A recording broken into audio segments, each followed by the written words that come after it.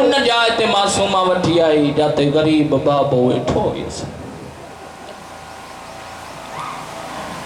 दीन वारो जीअं शबीर मौला अब्बास के मशक पातल ॾिठी, आसमान ने तरफ ज़ारा जो लाल ॾिसी करे चया मुंहिंजा अल्लाह हाणे मां गरीब थियण वारो। मौला ताने रोण कबूल करे। गाजी मौला ताने दीन जो पर्दो लख दफा पढ़ा गाजी मौला तुझे दीन जो पर्दो सलामत रखे। शबीर मौला जीअं ॾिठो अब्बास के मशक पातला ज़ारा जो लाल ॾिसी करे चया ओ मुंहिंजा अल्लाह हाणे मां गरीब थियण वारो आहियां। ज़हरा जे लाल ॿियो वेण कयो आहे चया मुंहिंजा अल्लाह हाणे मुंहिंजे कमर जो ज़ोर ख़त्म थियण वारो आहे। ॿियो वेण कयो बतूल जे बचड़े मुंहिंजे मौला जो आवाज़ आयो मुंहिंजा अल्लाह फ़क़त मां हुसैन गरीब न थींदुमि। हो गाज़ीअ खां बाद में मुंहिंजे ज़ैनब जी चादर लुटजी।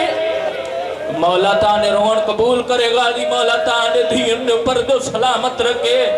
मौला वेर करे चया मुंहिंजा अल्लाह फ़क़त मां गरीब न थींदुमि। हो गाज़ीअ खां बाद में मुंहिंजे कलसूम जी चादर लुटजी वेंदी। हो गाज़ीअ खां बाद में मुंहिंजी सकीना बाज़ार में छिड़कू। मौला ताने रोण कबूल करे। गाजी मौला ताने दीन जो पर्दो सलामत रखे। शबीर मौला चया अब्बास मशक्क़त कंहिं पार आई थई। जॾहिं सरदार पुछा कई गाजी मशक्क़त कंहिं पार आई थई मासूमा जे तरफ़ इशारो ॾिनई।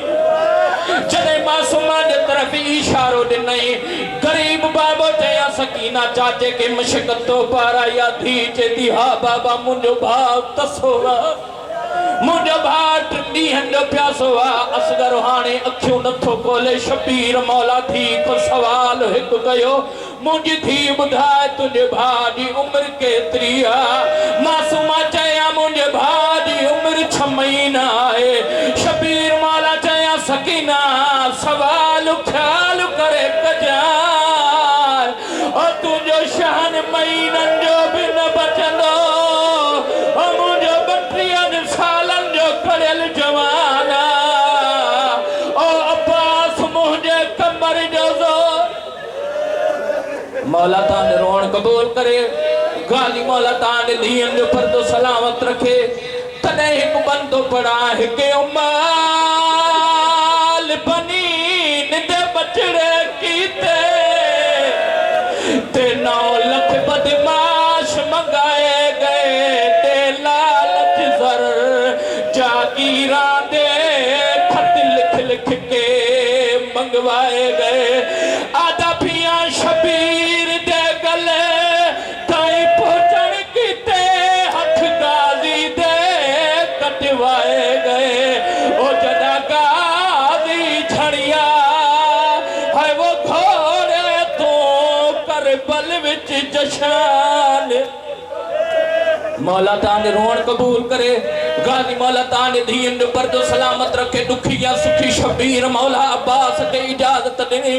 दरिया जे किनारे ते आयो पाणीअ जी मशक भरियई।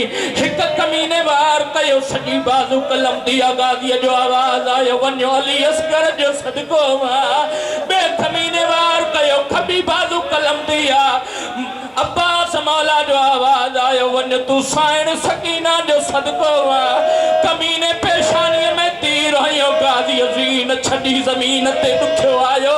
आख़िरी टाइम में चया मौला नौकर जो सलाम। ओ मौला मां ॾाढो ॾुख ज़ीन तो लथो आहे। हेॾे गाज़ीअ जा बाज़ू कटिया 4 सालनि जी थी हुआ जेका बाबे जे साम्हूं अची करे चया बाबा अल्लाह जो नालो खई मूंखे हिकु दफ़ो चाचो ॾेखारे आ।